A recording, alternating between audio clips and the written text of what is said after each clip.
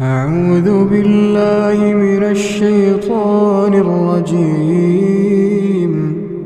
بسم الله الرحمن الرحيم.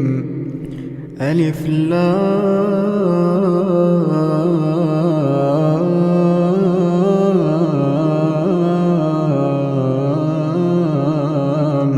ميم. الله لا إله إلا هو الحي القيوم.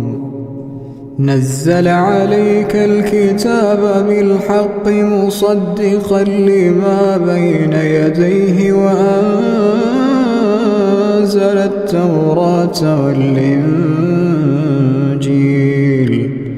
من قبل هدى للناس وأنزل الفرقان. إن الذين كفروا بآيات الله لهم عذاب شديد والله عزيز ذو انتقام. إن الله لا يخفى عليه شيء في الأرض ولا في السماء. هو الذي يصوركم في الأرحام كيف يشاء. لا إله إلا هو العزيز الحكيم.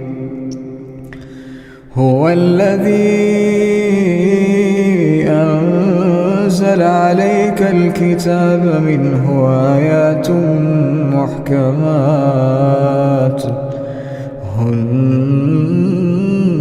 أم الكتاب وأخر متشابهات.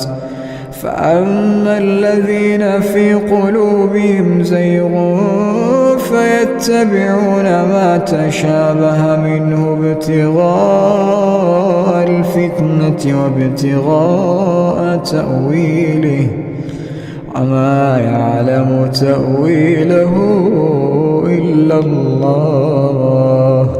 والراسخون في العلم يقولون آمنا به كل من عند ربنا وما يذكر إلا أولو الألباب.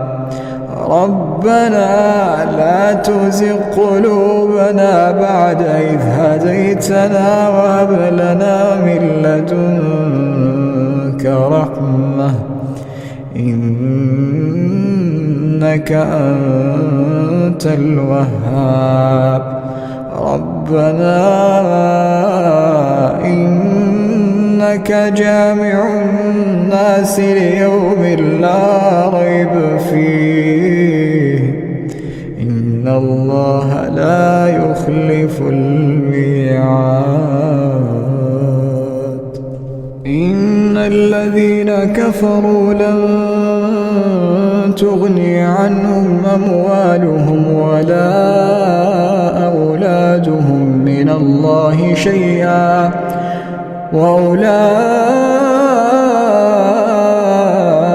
هم وقود النار. كدأب آل فرعون والذين من قبلهم كذبوا بآياتنا فأخذهم الله بذنوبهم والله شديد العقاب.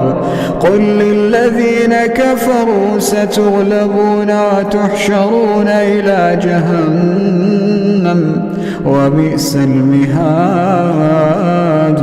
قد كان لكم آية في فئتين التقتا فئة تقاتل في سبيل الله وأخرى كافرة